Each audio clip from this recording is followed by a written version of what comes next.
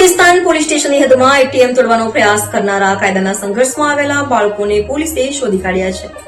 સુરત શહેરમાં police commissioner સાહેબ, અધિક પોલીસ કમિશનર સેક્ટર 2 અને નાયબ પોલીસ કમિશનર ઝોન 6 દ્વારા ગુનાઓ ઉકેલવા માટે વિશેષ સૂચનાઓ આપવામાં આવી હતી.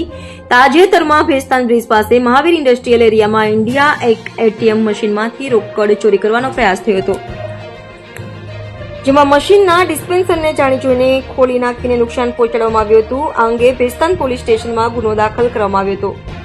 ભેસ્તાન પોલીસ સ્ટેશનના પોલીસ ઇન્સ્પેક્ટર કેપી ગામેતી અને સેકન્ડ પોલીસ ઇન્સ્પેક્ટર જેએમ સોલંકીના માર્ગદર્શન હેઠળ સર્વેલન્સ સ્ટાફના પોલીસ સબ ઇન્સ્પેક્ટર એસજી ચૌહાણની ટીમે ટેકનિકલ સર્વેલન્સ અને હ્યુમન સોર્સિસના આધારે તપાસ શરૂ કરી હતી.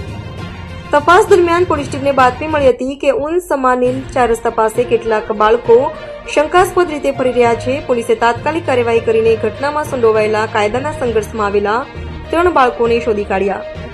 પોલીસે બાળકોની પૂછપરછ કરતા તેમણે સાથે મળીને એટીએમ તોડવાનો પ્રયાસ કર્યો હોવાની કબૂલાત કરી હતી.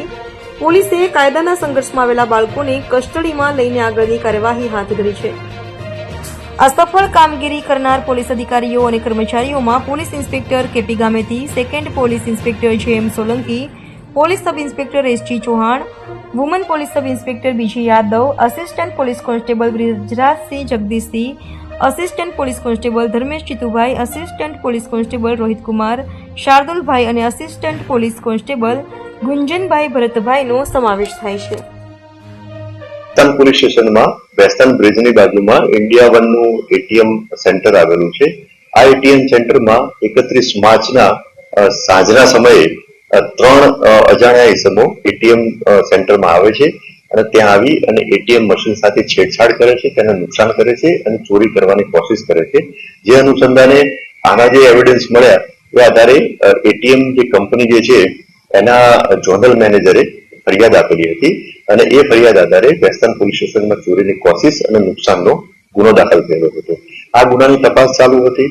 અમુક એવિડન્સ ગુનાની તપાસ દરમિયાન મળી આવેલ, અમુક ફૂટેજ મળી આવેલ અને ભેસ્તાન પોલીસ સ્ટેશનના ડિસ્ટાફના કર્મચારીઓને એક સ્પેસિફિક બાતમી મળેલી હતી, જે આધારે 3 ઇસમોને પોલીસ તપાસ માટે ભેસ્તાન પોલીસ સ્ટેશન લઈ આવવામાં આવેલા હતા.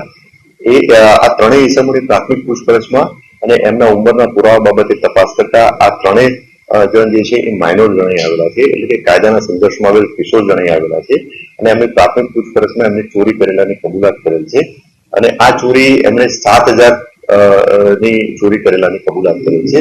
જે આધારે આ 3 બાળ કિશોર જે છે એમને તાબામાં લેવામાં આવેલ છે અને આગળની કાયદેસર કાર્યવાહી હાથ ધરવામાં આવેલી છે. આ 3 જે કાયદાના સંઘર્ષમાં આવેલ કિશોર જે છે એમની પ્રાથમિક પૂછપરછમાં એમને એવું જણાવેલું છે કે આના પહેલા એમને કોઈ ગુનો કરેલો નથી એવું એમને જણાવેલું છે.